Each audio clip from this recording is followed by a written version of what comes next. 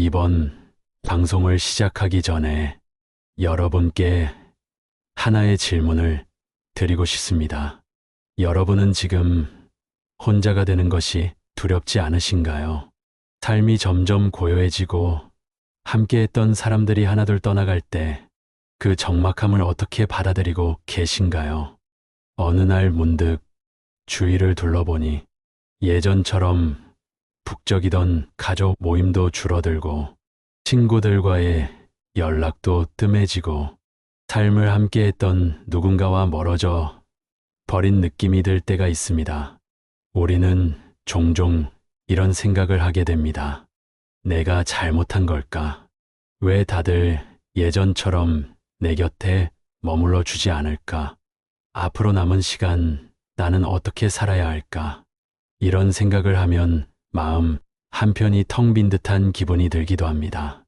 나이 들어가며 자연스럽게 찾아오는 이 공허함, 이것을 어떻게 채워야 할까요? 오늘 방송에서는 노년을 행복하게 보내는 사람들이 공통적으로 지키고 있는 5가지 행동에 대해 이야기해 보려고 합니다. 아마 방송을 듣다 보면 이게 정말 행복의 비결이었구나 하고 고개를 끄덕이게 되실 겁니다. 그럼 이야기를 시작해 보겠습니다. 얼마 전 한 시골 마을에 살고 계신 연희 씨를 만난 적이 있습니다. 연희 씨는 올해로 70을 넘긴 분인데 마을에서 아주 유명한 분이었습니다. 그 이유는 바로 늘 활기차고 행복해 보였기 때문입니다. 그런데 연희 씨의 삶은 사실 평탄하지 않았습니다. 젊은 시절 남편을 먼저 떠나보내고 자식들은 모두 도시로 떠나 홀로 남겨진 시간이 길었습니다. 처음에는 적막한 집에서 홀로 지내는 것이 너무나도 힘들었다고 합니다. 하루 종일 말 한마디 하지 않고 지나가는 날도 많았고 밤이 되면 온갖 생각들이 머릿속을 스쳐 지나가 잠을 이루지 못하는 날도 많았습니다. 하지만 연희 씨는 어느 날 결심했습니다. 내 삶을 내가 행복하게 만들지 않으면 아무도 대신해 주지 않는다고요. 그날 이후 연희 씨는 작은 것부터 변화를 주기 시작했습니다. 먼저 매일 아침 일어나면 거울을 보고 스스로에게 인사했습니다. 잘 잤니, 연희야? 오늘도 힘내자라고 말이죠. 이 간단한 행동이 어떤 변화를 가져왔을까요? 연희 씨는 하루를 긍정적인 기운으로 시작할 수 있게 되었고 마음가짐이 달라지니 표정도 점점 밝아졌습니다. 그리고 신기하게도 주변 사람들도 연희 씨와 함께 있으면 기분이 좋아진다고 했습니다. 이처럼 노년에 행복하게 사는 사람들은 작은 행동 하나라도 자신을 소중하게 여기며 시작합니다. 우리는 너무나 당연하게 누군가가 나를 행복하게 해줄 거야 라고 기대하지만 정작 가장 중요한 것은 내가 나를 행복하게 대하는 법을 배우는 것입니다. 그렇다면 여러분은 어떠신가요? 오늘 하루 자신에게 어떤 따뜻한 말을 건네셨나요? 혹은 언제 마지막으로 스스로를 다정하게 대하셨나요? 오늘 이야기는 이제 시작입니다. 노년에 행복한 사람들이 지키는 5가지 행동. 그 첫 번째 이야기는 바로 자신을 소중히 여기는 것이었습니다. 다음 이야기에서는 연희 씨가 어떻게 주변 사람들과 따뜻한 관계를 이어가며 고독을 극복했는지에 대한 이야기를 나눠보겠습니다. 연희 씨는 스스로를 소중히 대하는 법을 배운 후 또 하나의 중요한 깨달음을 얻었습니다. 바로 사람들과의 관계를 유지하는 것이었습니다. 여러분은 혹시 이런 경험이 있으신가요? 오랜만에 연락하고 싶었지만 괜히 어색할까봐 망설였던 순간, 상대방이 바쁠까봐 혹은 혹시 부담스러워할까봐 연락을 미뤘던 적. 그렇게 시간이 흘러버리면 결국 마음속에는 연락 한 번 못한 나에 대한 후회만 남게 됩니다. 연희 씨도 그런 경험이 있었습니다. 남편을 떠나보내고 아이들은 모두 도시로 나가 살면서 점점 혼자가 되는 시간이 길어졌습니다. 이웃들과도 예전처럼 자주 만나지 못했고, 어느새 누군가에게 먼저 연락하는 것이 어색한 일이 되어버렸습니다. 그러던 어느 날 연희 씨는 마을 어귀에서 우연히 같은 또래의 한 할머니를 만났습니다. 그분은 먼저 환하게 웃으며 인사를 건넸습니다. 아이고, 연희 씨, 요즘 잘 지내요? 어제 참 예쁜 꽃을 봤는데 그걸 보니 연희 씨가 떠오르더라고요. 그 한마디가 어찌나 따뜻하게 느껴지던지 연희 씨는 순간 가슴이 뭉클해졌다고 합니다. 그날 이후 연희 씨는 깨달았습니다. 먼저 다가가는 것이 결코 어려운 일이 아니구나. 그저 가벼운 안부 한마디면 되는구나. 그날부터 연희 씨는 하루에 한 사람씩 마을 사람들에게 먼저 말을 걸기 시작했습니다. 오늘 날씨 참 좋죠? 밭에서 기르신 채소가 너무 싱싱해 보여요. 요즘 건강은 어떠세요? 말 한마디에 사람들의 표정이 밝아지는 걸 보면서 연희 씨는 사람과 사람 사이의 거리는 이렇게 좁혀지는구나 하고 느꼈다고 합니다. 여러분도 주변 사람들에게 먼저 안부를 건네본 적이 언제인가요? 누군가에게 먼저 연락하는 것이 부담스러워서 망설였던 적이 있지는 않나요? 하지만 생각해보면 우리는 한 번이라도 먼저 연락을 받으면 참 반갑고 기분이 좋아지곤 합니다. 그렇다면 상대방도 마찬가지가 아닐까요? 프랑스 철학자 장 자크 루소는 이렇게 말했습니다.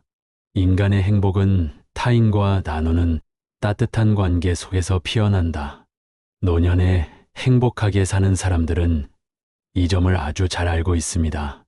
그들은 누가 나에게 연락해 주겠지 하고 기다리지 않습니다. 대신 자신이 먼저 손을 내밀고 관계를 이어갑니다. 연희 씨는 그렇게 관계를 조금씩 회복해 나갔습니다. 매일 마을 사람들과 인사를 나누고 자주 시장에 들러 상인들과 가벼운 대화를 나누며 이전에는 스쳐 지나가던 사람들과도 친밀해지기 시작했습니다. 그렇게 몇 개월이 흐르고 나니 연희 씨의 삶은 눈에 띄게 달라졌습니다. 집에 혼자 있어도 마음이 허전하지 않았고 외출할 때마다 반갑게 인사해주는 사람들이 많아졌습니다. 생각지도 못한 날 누군가가 연희 씨를 찾아와 함께 차 한 잔을 나누기도 했습니다. 여러분께 한 가지 질문을 드려볼까요? 혹시 마음속에 떠오르는 누군가가 있나요? 가끔 생각나지만 연락하지 못했던 사람, 혹은 그리운 친구나 가족이 떠오르지는 않나요? 그렇다면 오늘 그분께 먼저 안부를 전해보는 건 어떨까요? 잘 지내고 있지? 문득 생각나서 연락했어.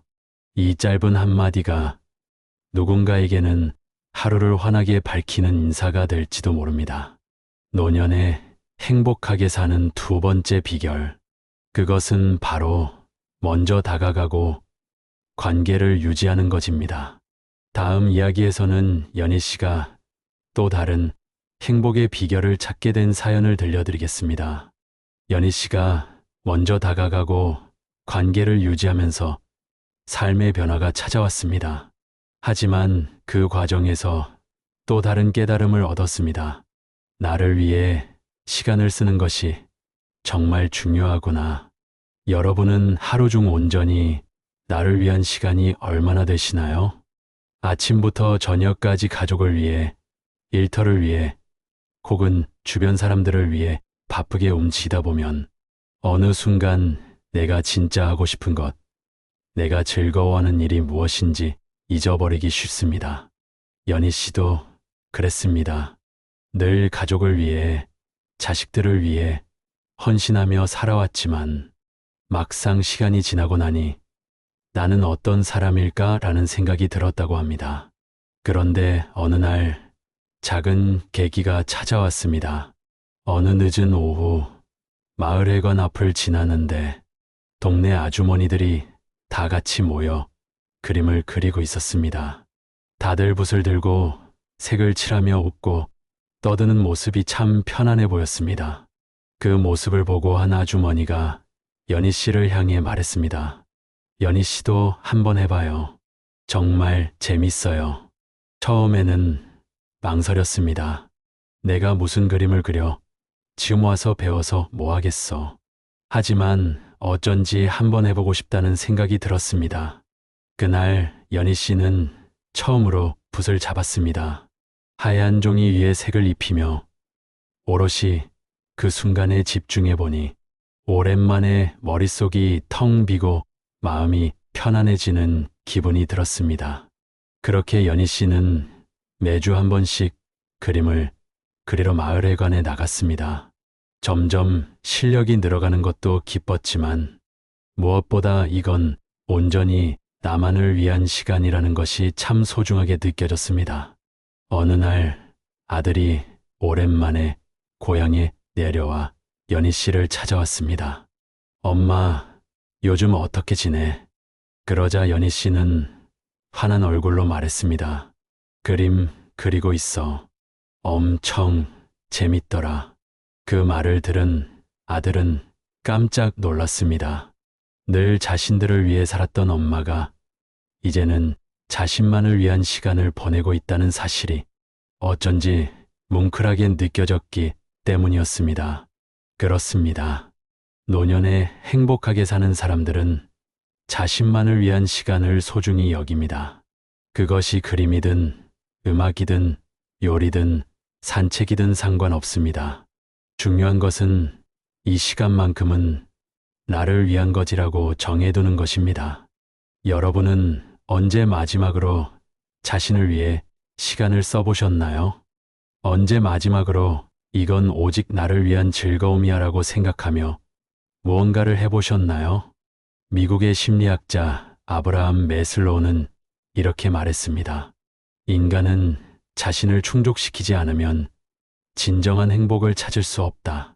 다른 사람을 챙기는 것도 중요하지만 결국 나 자신이 행복해야 주변 사람들에게도 긍정적인 에너지를 줄 수 있습니다.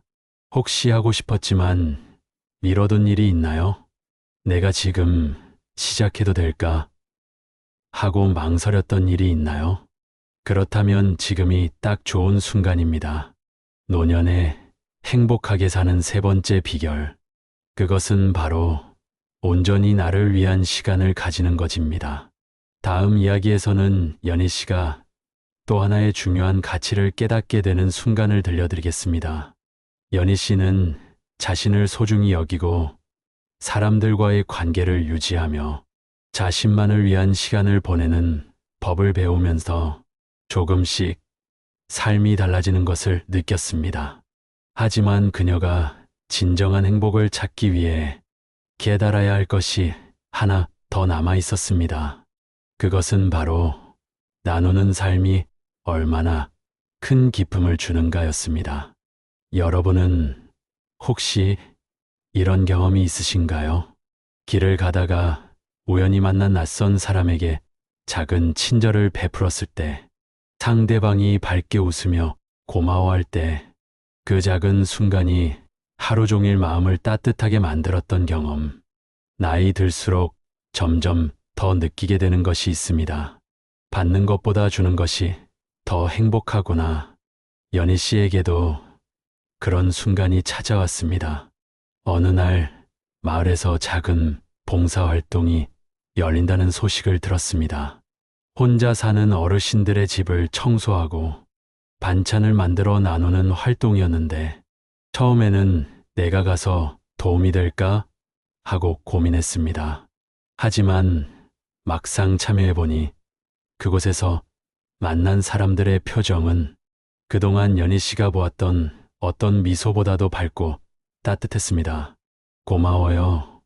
연희 씨, 덕분에 오랜만에 집이 환해졌네요. 이 한마디가 가슴 깊이 스며들었습니다. 그날 이후 연희 씨는 작은 것부터 실천하기 시작했습니다. 밭에서 키운 고구마를 이웃에게 나눠주기도 하고 동네 어린이들에게 간식을 챙겨주기도 하고, 비 오는 날에는 우산이 없는 사람에게 우산을 빌려주기도 했습니다. 그런데 신기한 일이 생겼습니다. 연희 씨가 먼저 베풀기 시작하자 주변 사람들도 자연스럽게 연희 씨를 더 챙겨주기 시작한 것입니다. 어느 날 몸이 좋지 않아 시장을 가지 못한 날이 있었습니다. 그런데 평소 친하게 지내던 이웃이 연희 씨의 집을 찾아와 말했습니다. 오늘 시장 못 가셨죠? 제가 대신 사왔어요. 그 순간 연희 씨는 알았습니다. 아, 나누는 삶이란 이런 것이구나. 내가 먼저 주면 그 마음이 다시 나에게 돌아오는구나. 미국의 사회학자 에릭 프롬은 이렇게 말했습니다. 사랑도 행복도 기쁨도 나눌수록 커진다. 노년에 행복하게 사는 사람들은 이 진리를 몸소 실천합니다. 작은 것이라도 나누고 베푸는 삶을 선택합니다. 왜냐하면 그들이 이미 경험했기 때문입니다. 나누는 순간 더 큰 행복이 찾아온다는 것을. 여러분은 언제 마지막으로 누군가에게 따뜻한 마음을 전하셨나요? 반대로 누군가가 베풀어준 친절에 감사했던 순간이 떠오르시나요? 혹시 오늘 아주 작은 것이라도 누군가에게 나눠볼 수 있을까요? 이웃에게 따뜻한 인사 한마디를 건네는 것, 지인에게 안부 문자를 보내는 것, 혹은 길에서 만난 낯선 이에게 작은 배려를 실천하는 것, 그 어떤 작은 행동이라도 상관없습니다. 그 순간 여러분의 마음속에도 따뜻한 온기가 피어날 테니까요. 노년에 행복하게 사는 네 번째 비결, 그것은 바로 나누는 삶을 실천하는 것입니다. 다음 이야기에서는 연희 씨가 때다른 마지막 행복의 비결을 들려드리겠습니다.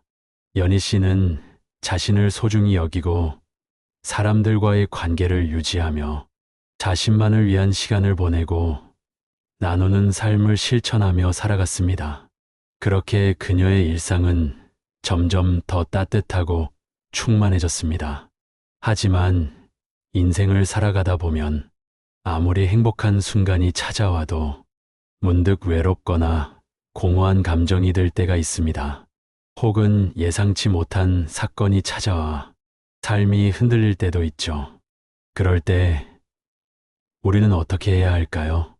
연희 씨는 그 답을 배움에서 찾았습니다.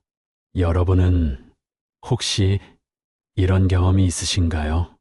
어떤 책을 읽다가 혹은 어떤 사람의 이야기를 듣다가 마음속 깊이 울림을 주는 문장을 만난 적이 있나요?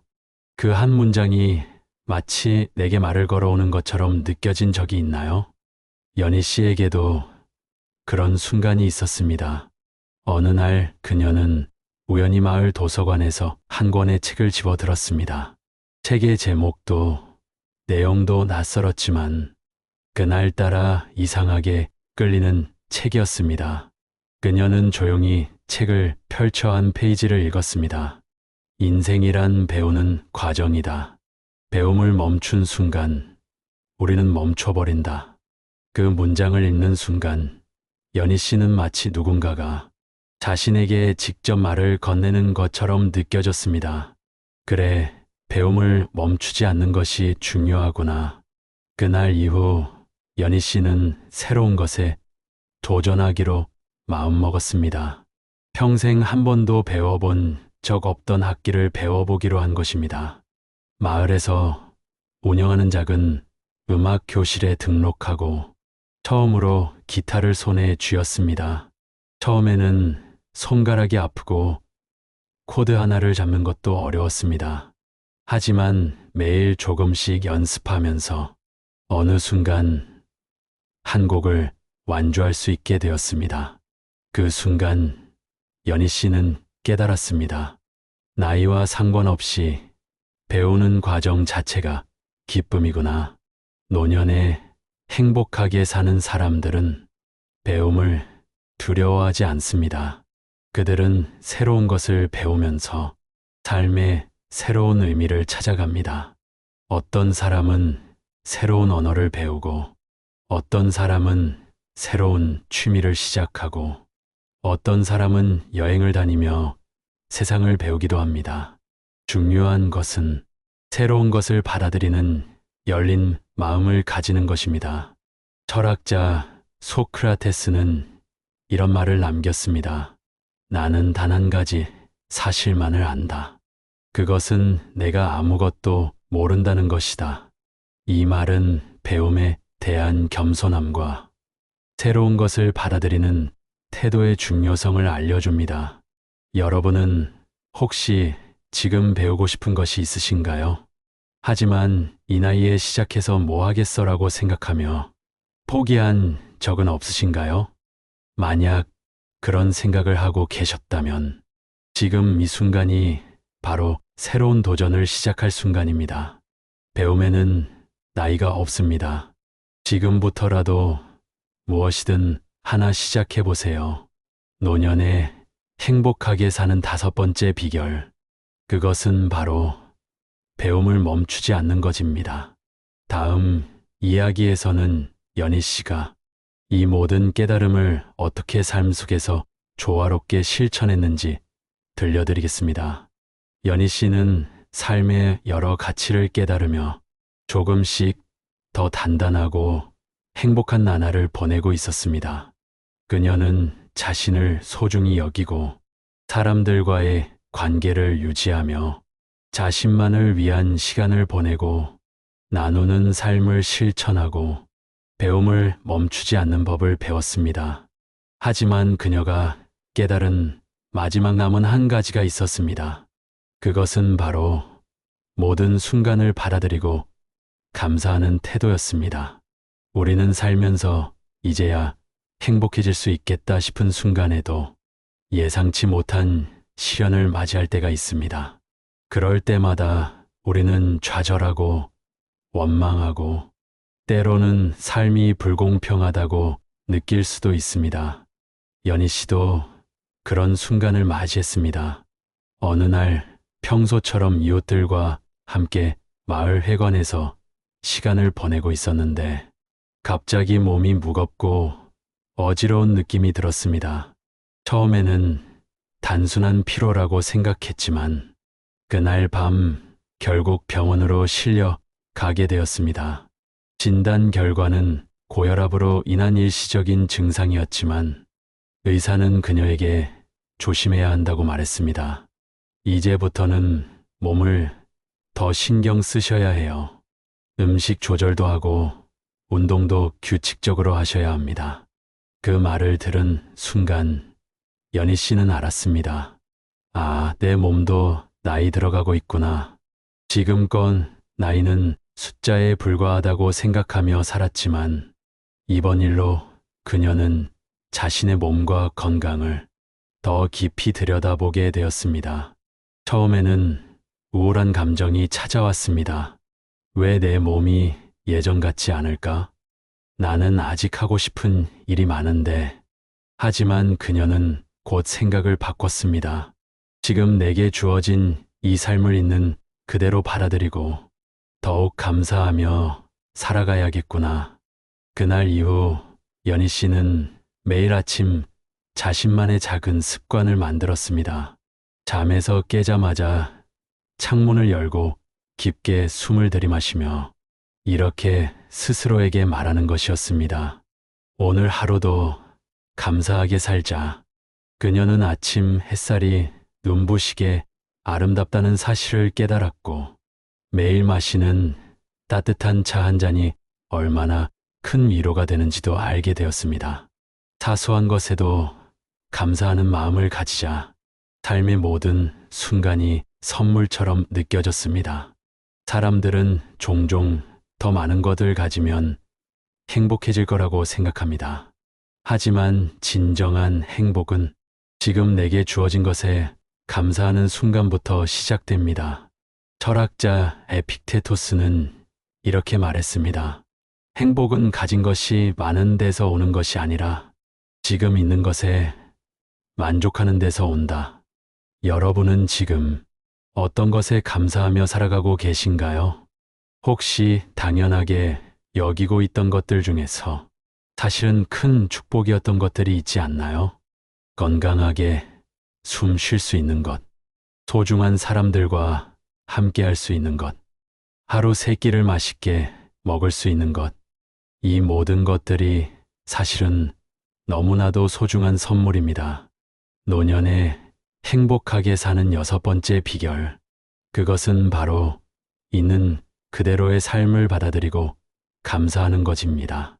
이제 마지막 이야기에서 연희 씨가 깨달은 삶의 모든 가치를 어떻게 하나로 조화롭게 엮어 살아가는지 들려드리겠습니다. 연희 씨는 인생의 긴 여정을 지나오며 많은 것들을 배웠습니다. 자신을 소중히 여기고 좋은 관계를 맺고 자신만의 시간을 즐기고 나누는 삶을 실천하며 배움을 멈추지 않고 모든 순간에 감사하는 태도를 가지는 것. 그 모든 것이 그녀를 더욱 단단하고 행복한 사람으로 만들었습니다. 하지만 마지막으로 그녀가 깨달은 것이 하나 있었습니다. 행복이란 결국 매일의 선택이라는 것. 우리는 모두 행복을 원합니다. 하지만 행복은 단순히 우리에게 찾아오는 것이 아니라 우리가 어떻게 살아갈 것인지 선택하는 순간부터 시작됩니다. 연희 씨는 그것을 깨닫고 나서야 자신이 진정으로 원하는 삶을 살기 시작했습니다. 어느 평범한 아침, 특별한 깨달음. 어느 날 아침, 연희 씨는 예전처럼 창문을 열고 햇살을 맞으며 미소를 지었습니다. 그 순간 문득 이런 생각이 들었습니다. 내가 어떻게 살 것인지는 오롯이 내 선택에 달려 있구나. 과거에는 늘 남의 시선을 신경 쓰며 살았고 내가 원하는 것보다 남들이 원하는 삶을 따르려고 했던 적도 있었습니다. 때로는 후회하고 아쉬워하고 비교하며 살아왔습니다. 하지만 이제는 다릅니다. 그녀는 자신이 어떤 삶을 원하는지 알고 있었고 그 삶을 위해 매일의 작은 선택을 실천하기로 했습니다. 그래서 연희 씨는 그날부터 매일 아침 자신에게 이런 질문을 던지기로 했습니다. 오늘 나는 어떻게 살고 싶은가? 그리고 그 질문에 따라 하루하루를 스스로 만들어 나갔습니다. 어떤 날은 산책을 하면서 새소리를 듣고 어떤 날은 좋아하는 책을 읽으며 차 한 잔을 마셨습니다. 어떤 날은 친구들과 수다를 떨며 웃고 어떤 날은 조용히 명상을 하며 스스로를 돌아보았습니다. 그녀는 알았습니다. 행복은 대단한 사건이 아니라 이렇게 소소한 일상 속에서 만들어지는 것임을. 후회 없는 삶을 위해 오늘 행복을 선택하세요. 여러분은 지금 어떤 삶을 선택하며 살고 계신가요? 혹시 과거를 후회하며 아직 오지 않은 미래를 걱정하며 현재를 놓치고 있지는 않나요? 행복하게 사는 사람들은 지금 이 순간을 소중히 여기고 자신이 원하는 삶을 스스로 선택합니다. 노년에 행복하게 사는 일곱 번째 비결. 그것은 바로 행복을 선택하는 삶을 사는 것입니다. 행복은 기다리는 것이 아니라 우리가 직접 만들어가는 것입니다. 그러니 오늘 여러분도 스스로에게 한번 물어보세요. 오늘 나는 어떻게 살고 싶은가? 그 질문에 대한 답을 찾아가며 자신만의 행복을 만들어 가시길 바랍니다. 지금까지 함께 주신 여러분, 감사합니다. 오늘 방송이 여러분의 삶의 작은 위로와 깨달음이 되었길 바랍니다. 여러분의 생각을 댓글로 남겨주세요. 어떤 선택이 여러분을 행복하게 만들었는지, 어떤 순간에 감사함을 느꼈는지 함께 이야기 나누었으면 좋겠습니다. 다음 방송에서도 여러분의 마음을 따뜻하게 할 이야기로 찾아뵙겠습니다. 그때까지 건강하고 행복한 하루하루를 보내세요. 감사합니다.